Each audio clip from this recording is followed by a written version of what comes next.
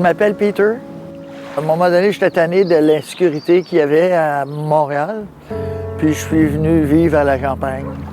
Ça reste que la souffrance, elle est là, le déficit, il est là tout le temps. Je gagne jamais assez d'argent pour m'en sortir.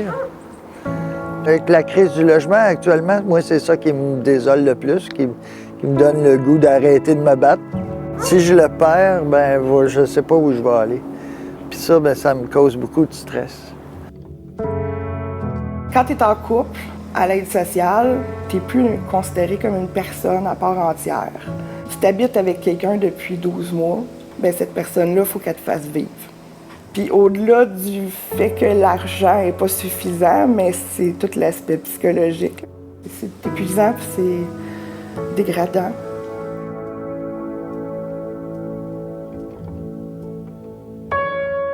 Dans les dernières années, quand je tombais malade, puis même juste l'idée de retomber, d'aller sur l'aide sociale, je vais perdre mon auto, c'est sûr, parce que aussitôt qu'il va y avoir une réparation, je pourrais pas. Toute une qualité de vie, là, la voiture, surtout ici, là, à Montréal, c'est pas pire, avec le métro, l'autobus.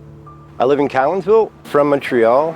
It was tough the first 18 months, I think it was. It was really difficult.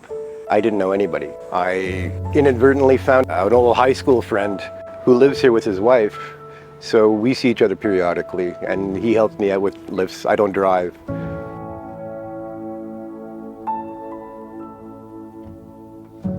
I come out for a week with 2 bags of products that they give me, and it never lasts. I mean, I don't have food really for today and tomorrow until I pick up tomorrow afternoon. But it's hard. I mean, there are other places, but again, I don't have a car.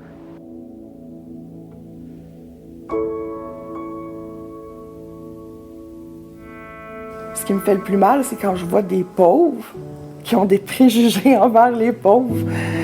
Ou des gens sur l'aide sociale ou qui ont déjà été, il n'y a pas si longtemps que ça, sur l'aide sociale, qui ont des préjugés envers le monde sur l'aide sociale.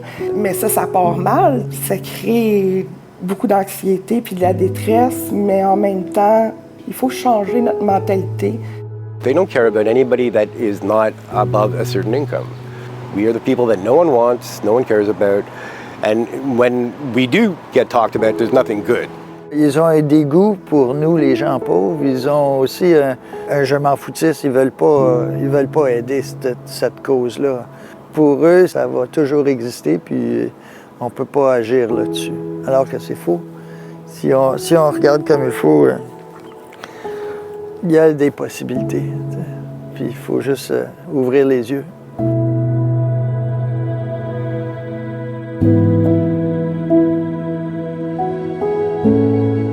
Je me demande des fois, mais pourquoi tu ne trouves pas juste une job? Mais oui, mais c'est parce que c'est ça, ma santé est fragile.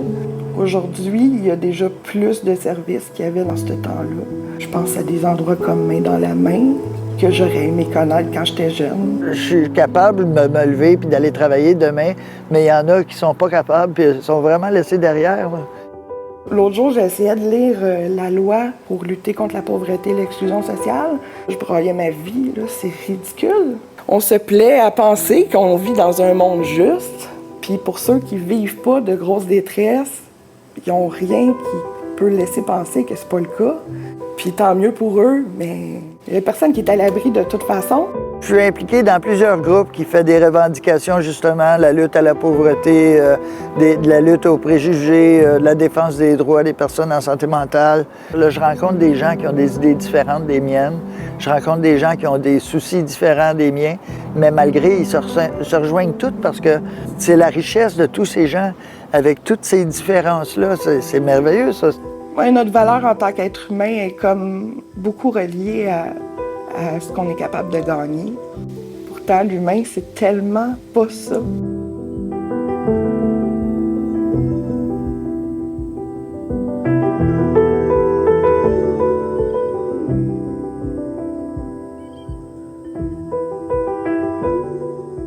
L'aspect communauté, solide, puis les vraies valeurs. Là. Les vraies valeurs, c'est OK, on s'entraide. Même ceux qui ont des problèmes de santé mentale, ceux qui ont des handicaps physiques, ceux qui vivent beaucoup d'anxiété, peu importe, là, ce qui fait qu'ils ne peuvent pas travailler.